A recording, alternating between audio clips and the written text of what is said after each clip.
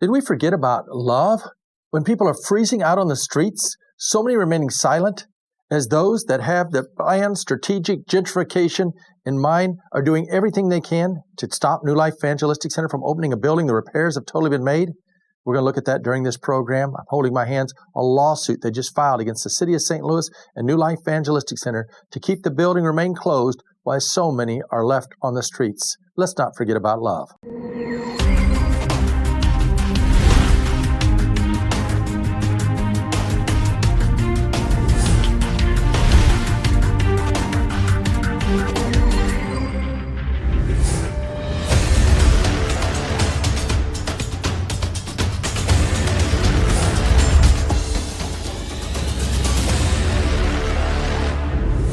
I have in my hands a lawsuit that was recently filed.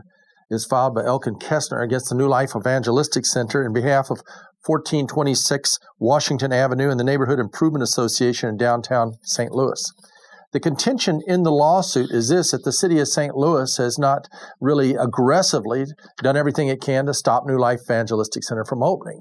That nothing could be further from the truth.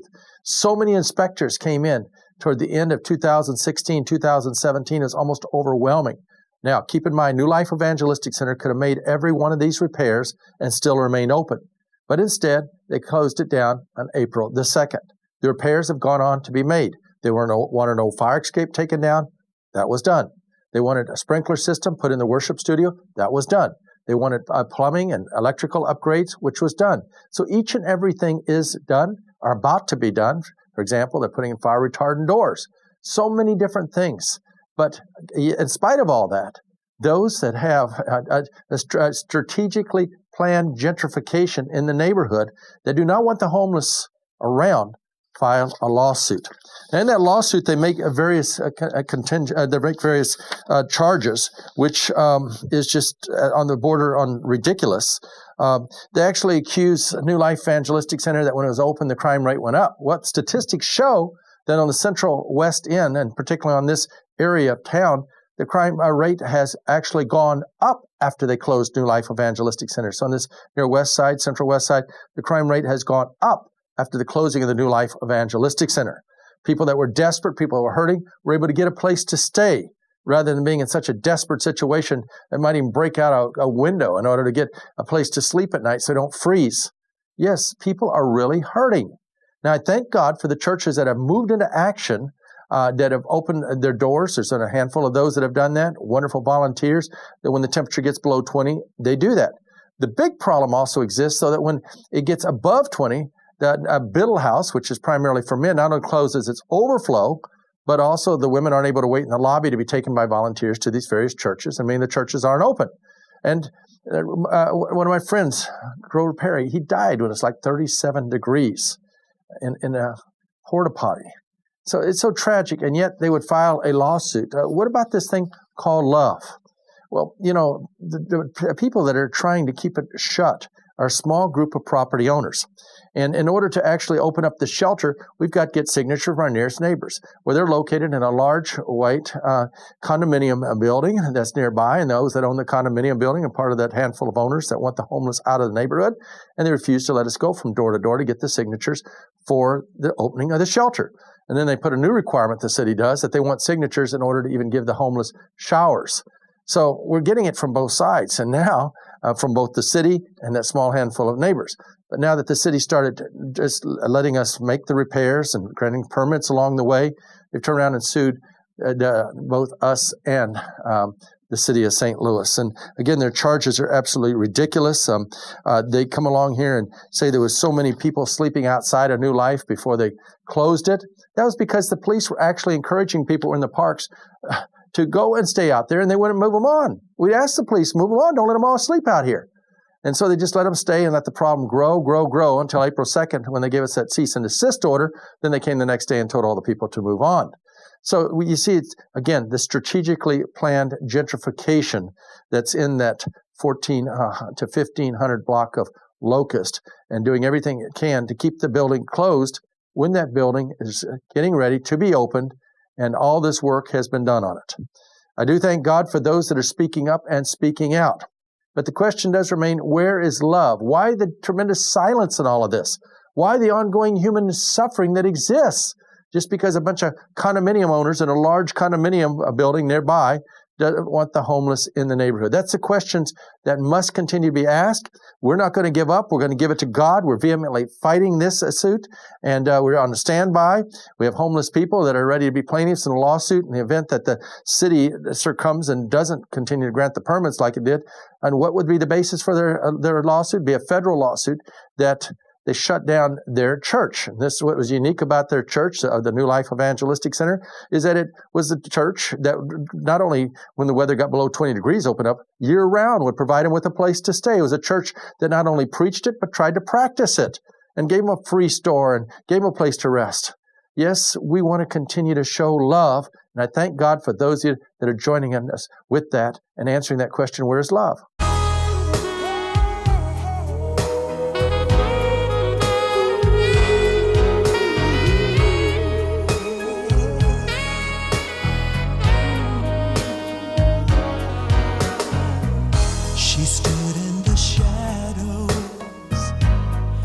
Could just barely see her tears, frayed and forgotten, broken and beaten by the years.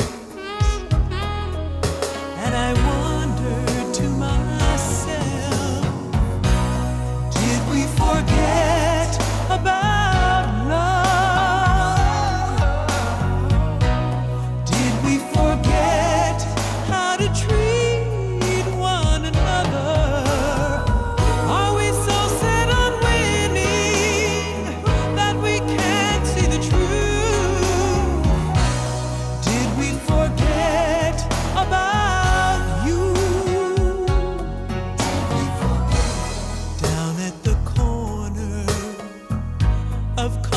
and easy street? It's business as usual, but millions are hungry and don't eat, and a voice is crying out, did we forget about love? And did we forget how to treat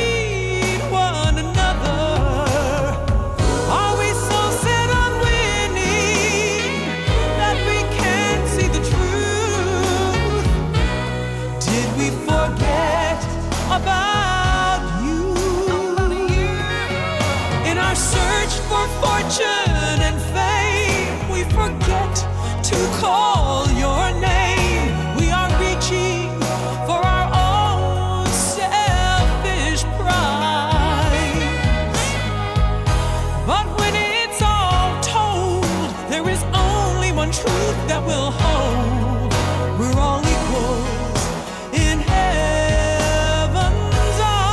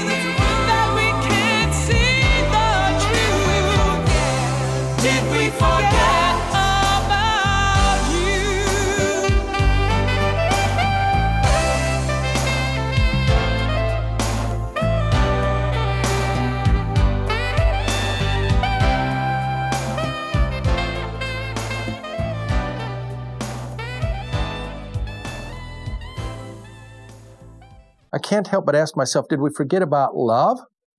When we see a perfectly built building that's being totally improved and rehabbed and got beds in it and ready to take the people in and ready to open up first the day center, then the shelter, did we forget about love as that remains closed and there's so much human suffering out there simply in response to a group of property owners and rich developers with their strategically planned gentrification in place to do everything they can to keep the homeless off the streets?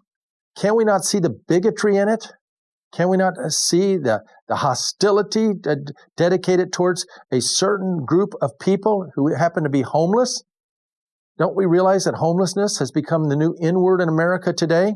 It's clearly illustrated by the recent lawsuit that was filed by Elkin Kestner in behalf of 1426 Washington and the Neighborhood Improvement Association downtown West, making one contingent after another suing both New Life Evangelistic Center and the City of St. Louis to stop the City of St. Louis from issuing permits as New Life continues to finish one area of work after another. Where is the public outcry? Well, there are some that are letting their voices be heard. Recently, a group of demonstrators, I didn't know about it until I read about it in the paper, but they recognized the need. And they went to the mayor's house, and they had a demonstration out there, and even had a replica of a porta potty where Grover Perry died in. And incidentally, he died when it was like 37 degrees in that porta potty. And the city shuts down all of its overflow, and a lot of the churches have been helping out when it got below 20. When it gets above 20 degrees, all that's shut down. He died when it was 37 degrees out there. But there's been others that have died. That one was commonly reported, but then I know of another man that died, and then I think there's many others that have died, but instead of reporting them as being homeless, it's just they died of pneumonia, hypothermia, heart attack, whatever it may be. But there's homeless people that we were working with in this 1411 Locust building. And by the way, it was more than just a shelter. It was a Christian community of people working together, interacting together, caring for one another. Homeless people that had no family suddenly felt that they were part of a family, as we took serious what the Lord told us in Psalms, that the Lord places the lonely in families. I think that was one of the real serious, devastating things that happened in Grover Perry's life, that he was part of a family. And then what happened is that they shut the place down. I didn't know if Grover is regularly drinking and is marginally mentally retarded, but what happened is he ended up sleeping in that porta potty, which became his house downtown St. Louis. And then people in Wainwright Building and others would see him sometimes go into drunken rage. And I think he turned to that because he lost everything. And then he died. So tragic. And yet it's so critical that we recognize that there is a building, has all the beds in it. We just put the sprinkler system in that they wanted in the worship studio, took down the old fire escape that's out there, redid all the plumbing and the electrical and putting the fire retardant doors in and doing all the stuff that need to be done. And still, these folks filing in the circuit court of the City of St. Louis a lawsuit against the City of St. Louis and the New Life Evangelistic Center. And as I look through that lawsuit, it brings out things that are just way off the wall. It talked about how a New Life had over 325 emergency beds. We would take in people that were really hurting and homeless. Usually we averaged 175 to 200, but they're going to die out on the streets. Took them in. They made that look like it was a crime. It says that New Life continued to operate in this way, and they referred to the building as a fire trap with all the adequate exits. Fire inspectors would come through all the time when they'd say they wanted something fixed. It would be fixed. There's a complete alarm system in the whole building. So these individuals that did this had no indication, nor had they ever, that my knowledge, been in the building. It says that NLEC has been an enormous threat to the safety of the surrounding community due to a massive amount of violent crime and nuisance behaviors that dominate the area around the facility. Well, those are even higher now after they shut the building down on April the 2nd, which is so tragic that they just leave the people out there hurting because of the fears of a few upper income people that live in a big condominium building nearby there. And so they just make one charge after another, and are trying to do everything to even stop New Life Evangelistic Center from having a premier day center in there during the day, like it has at 806 North Jefferson in Springfield, Missouri, a place where the homeless can come in. A place that they can rest, they can get meals, they can do their laundry, they can have a free store there, just a place of rest So this is what these neighbors are fighting, and they make it just perpetuate their fears, trying to imply that, well, they'll be all over the place out there if they open as a day center. And as I've indicated before, there were a lot of homeless people around there because they were chased out of the parks. They were put in front of the place, literally by the police. Go stay there, won't bother you. And they didn't bother them until they shut us down April 2nd, then chased them off. And then some around in December, November, somebody was actually giving that K2 stuff out there. We do everything we can to stop it. But again, if we don't, if it just happens until it gets out of control, and then they come and shut down and try to make New Life look bad. Well, Jesus said we shouldn't be surprised by this. He said if they persecuted him, they're going to persecute us also if we're going to truly do his work. And we're going to continue to fight to get this building totally open back up, first as a day center. And then I'm told now that maybe in May, when they're going to have the major hearings before the Missouri Court of Appeals over the plat and petition, again, which involves, does your neighbors have to give permission on how you practice your religion? That's the way it's set up in the city. They have to sign these petitions that let you do shelter. And the terrible thing that we're encountering is that those neighbors are all in one big condominium building, and those that own the condominium buildings as a whole and all the parking lots in the area, Brad Waltrip family, they are keeping us not from being able to go door to door and get these signatures. So this is what we're encountering, but we're not giving up. We're going to continue to resist this lawsuit. We're going to continue to move forward because there's too many people that are dying out there on the streets. Bernie Hayes is talking in a moment to Jamal Rogers, and she makes reference to one person dying. Like I indicated, I know there's at least 2 that have died out there, and I believe that there's many, many more. But there are so many people that are hurting, and I do thank God for community leaders like these that are speaking up and speaking out at this hour. Hello, I'm Bernie Hayes, and with me is Jamala Rogers. She's the executive director for the Organization for Black Struggle. But not only that, but she's been a long time supporter of Reverend Larry Rice. Jamala, welcome to the program. Thank you. How are you? How's everything with the Organization for Black Struggle? We're doing good. Celebrating our 30th anniversary celebration in January 27th. So life is good. That's beautiful. You've always been supporting Reverend Rice, and you know that now the shelter is no longer operating downtown. And you asked me just before we went on the air, what's happening with all the people downtown? What's happening with the people who used to come to New Life for shelter? What's your concern? Well, my concern is, and always has been, and it was particularly raised during that cold weather spell. I'm hearing about folks still outside. There was a fatality, and so I know there were critics of the center, but now I'm wondering where all these critics are when it comes time to serve this population, and it's really tragic. It's criminal, and so from my understanding, the center has made the necessary improvements on the building. Yes. And so what's the holdup here? And I think we know the holdup is that people want that real estate for some other reasons. And it is a beautiful building if people have ever been there and seen the architect. And so I can imagine what kind of schemes are going on.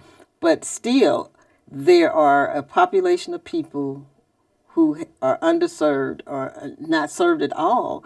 And Larry Rice was filling that void. And so the center now is more needed than ever. And yet there's no cooperation by city officials to make sure that something happens. One time they were even allowing people to stop in front of the New Life Evangelistic Center.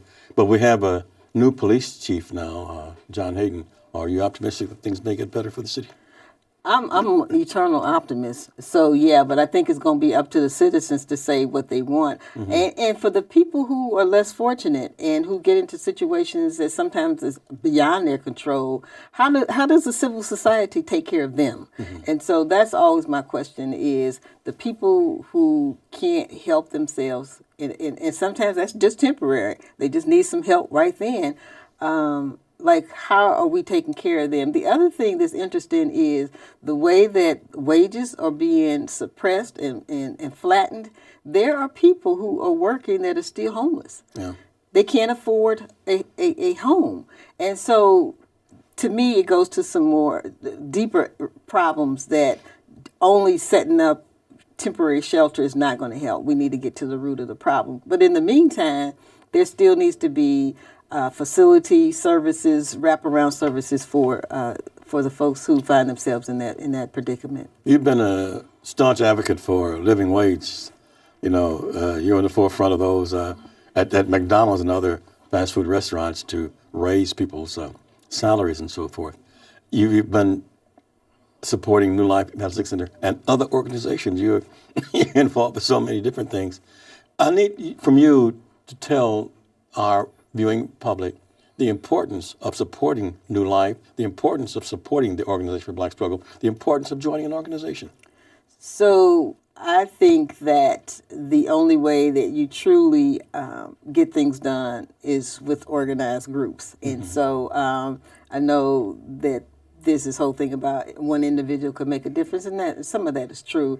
But you're going to get the biggest bang for your buck when you get a group of folks together who have the same mission, values, and goals. That's a powerful group there. And so I think when you look at again, what kind of society are we trying to create here? We're trying to create a civil society that meets the needs of the majority of its people, not just the 1%, the majority of its people. And how do you do that in a compassionate and just way? And so I think the organizations like New Life, the Organization for Black Struggle, and a host of others who have been trying to make an impact on this community. And sometimes people have one issue, and that's fine. They work in that one issue. We need to support that. But if you can't be involved for whatever reason, then you need to find a way to support those groups. And those are the groups that are on the front line doing the work and who will be there when you need them if you support them. So again, we're all one paycheck away from being homeless. So I want a new life around if that should happen to me. I want to be able to say there's some places I can go if I get down on my luck, or there's a place I can go and I need my heating bill. Those are things that have to be in place. But there are also groups who are working and fighting for getting to the root cause and trying to change some of the policies and laws that create the situations in the first place. And so those folks also have to be supported. So there's a place for everybody in this spectrum of civil and human rights groups who are doing this work. You're not just an optimist, but you're a progressive and you're an activist, and you've been on the front lines for so many years, and you put your life on the line for so many years, just like Reverend Larry Rice. And I sometimes are afraid for you, but I've always admired you, and I'll continue to admire you. And thank you for all that you've done. Thank you. And thank you for visiting with us today here at the New Life Evangelistic Center. I'm Bernie Hayes.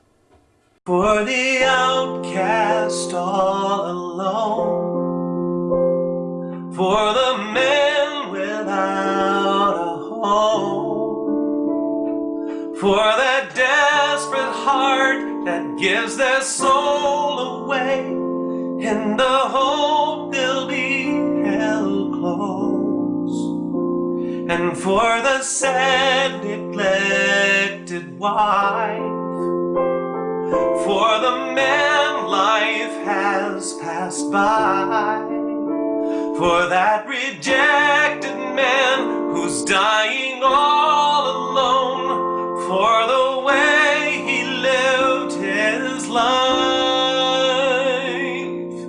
You are homeless. Right now I am. Okay. You're using the walking cane? Yeah, Okay. I used it here. And Okay. I got to walk. Oh, I had 2 strokes. Tell me, Larry, what was your worst day living on the streets? She living on the streets is every day.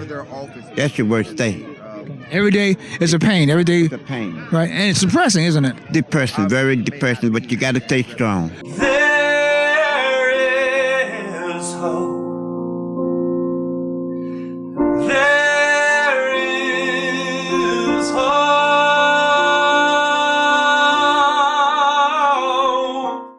For years, this plan was in place, a plan to further the gentrification process around the 1411 Locust building. We saw it take place in 2012 when those living in the big loss next door, submitted petitions concerning the New Life Evangelistic Center and trying to cut its numbers way down from all those that were staying there. This was their only place to stay until all the way to April 2nd, 2017, when the cease and desist order was actually given.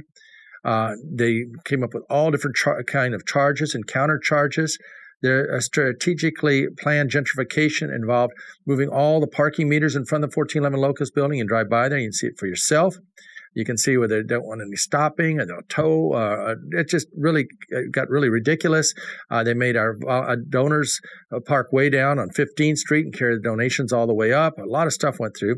We had placed in the middle of it all the homeless Jesus on the parking bench that's right out front of 1411 Locust building. And then it's totally shut down with all these charges and counter charges. And Judge Moriarty would not give us an injunction to keep it open because she believed the untruths of the city that said they were going to be taking care of all the homeless people, which they're not doing. We see them. Grover Perry's death is an indication of that. The deaths of other homeless people out there, clear indication of that. And all those that we find out on the street that are sleeping out there all the time show that they're not taking care of them all. But that being said, even if they did give them a place to sleep, food to eat, there's nothing being done to meet the deep spiritual needs. When you're homeless and you're beaten down, you've been rejected you need to know that there is hope. And so New Life Evangelistic Center shares that hope as it works with the total person, the physical, the mental, and the spiritual. And we've been doing everything the city wants to get everything fixed up. We've been getting our permits, architectural plans, getting them approved. And in the meantime, then, this lawsuit's been filed by Attorney Elkin Kessner on behalf of 1426 Washington Boulevard and the Neighborhood Improvement Association downtown West, making all kinds of charges and counter charges, just doing all kinds of different things that are talking about, well, we said we wanted to use the studio part, the worship studio part for a church. And then they bring out the fact, well, it's not just a church, they're going to have a day center. Well, to us, church is not just preaching to people. All this involves church. Feeding the hungry, sheltering the homeless, visiting the incarcerated and the sick. I mean, Jesus tells us to do all that in Matthew chapter 25, and he says, as oft you've done to the least of these, he said, even so you've done it unto me. Now, what good has come out of all this? Well, I'm seeing some churches that are opening their doors. Thank God for that. That's been a blessing when it gets below 20 degrees. Seeing volunteers that help in taking people to some of these churches. I praise God for that. The big problem is that when it gets above 20 degrees, and you can still freeze out there, Grover Perry's death and that porta potty's a clear indication of that when it's 37 degrees. It remains a tragedy. Well, after 1411 Locust closed, New Life Evangelistic Center's work has been expanding in other areas. We're right now acquiring a facility over in Illinois and put a place for women to stay there, and also in a free store. It's been expanding considerably at 806 North Jefferson in Springfield. Our outreach on the streets have just really mushroomed as we've got teams out there both by day and by night. Our transportation assistance program has really mushroomed as we're distributing over 500 bus tickets every week. It's indicated our work at our day center at 806 North Jefferson and Springfield is growing big time and helping so many people. It's a real model day center, the largest walk-in day facility in southwestern Missouri, northwestern Arkansas. So critically needed downtown St. Louis after they closed Centenary. And it's not going to just be a day center just for the men, like that's all that can stay at Biddle House is men, but also for the women, for the children. And in fact, when it comes to shelter, my heart is really burdened for those women that are out there that closed 12th and Park. So many we find on Winter Patrol that are sleeping out there. So I do ask you to continue to keep the work of New Life Evangelistic Center in your prayers as we resist this recently filed lawsuit against both the city of St. Louis and the New Life Evangelistic Center to keep 1411 Locust closed. I also ask you to continue to pray earnestly for the work of New Life Evangelistic Center for the ongoing financial needs, to meet all these requirements, the legal expenses, the repair requirements. But I thank God for his faithfulness as we continue to keep moving ahead. And if you'd like to get directly involved, go to newlifeevangelisticcenter.org, or you can share your gift with New Life Evangelistic Center at P.O. Box 473, St. Louis, Missouri at 63166. I thank God for each and every one of you that are getting involved at this time.